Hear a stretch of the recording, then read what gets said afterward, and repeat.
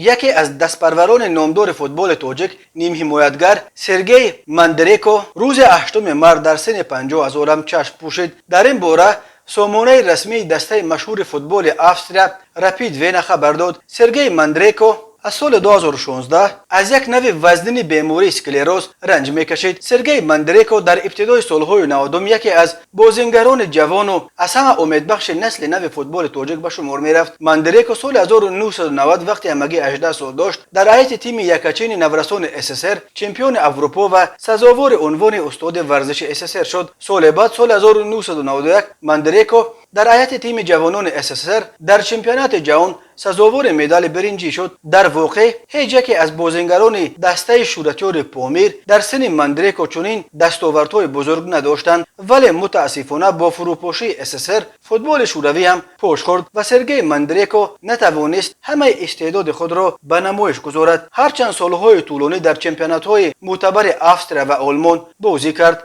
سرگئی ولادیمیروویچ مندریکو 1 آگوست سال 1971 در شهر قرغنتپه اولاد بختر در جنوب تاجیکستان به دنیا آمده دستپرور مکتب مشهور فوتبال قرغنتپه است. او سابقه ورزشیش را در دسته وحش سر کرده ولی الکی سال 1990 به دسته پامیر دعوت شد. او سالهای 1990 1991 در هیئت پامیر در چمپیونات SSR و سال 1992 در چمپیونات تاجیکستان هنرنمایی کرد. مندریکو سپس از سال 1992 تا 1997 در هیئت رپید وینا، بعد 3 سال دیگر در هیئت هرتای برلین و سپس در باز یک دسته آلمانی بوخم هنرنمایی کرد. سالهای 2003 تا 2005 در هیئت 2 دسته افسریا ماتریسبورگ و پراندورف به میدان برآمده است. سرگئی مندریکو در عموم در چمپیونات SSR در هیئت پامیر 38 مرتبه به میدان برآمده 2 گل زده است. او در بوندسلیگای افسریا 154 بار به میدان برآمده 17 گل زده است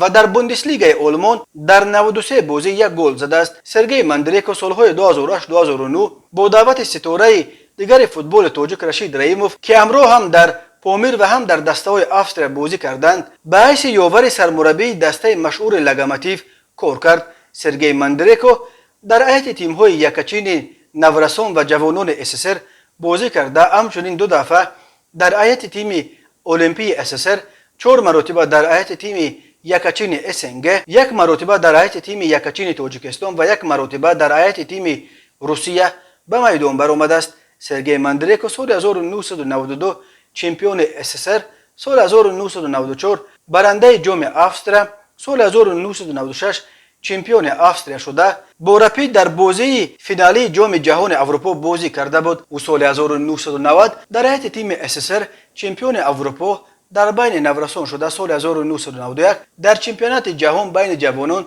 با تیم SSR جای سوم و مدال های برنجی را به دست آورد.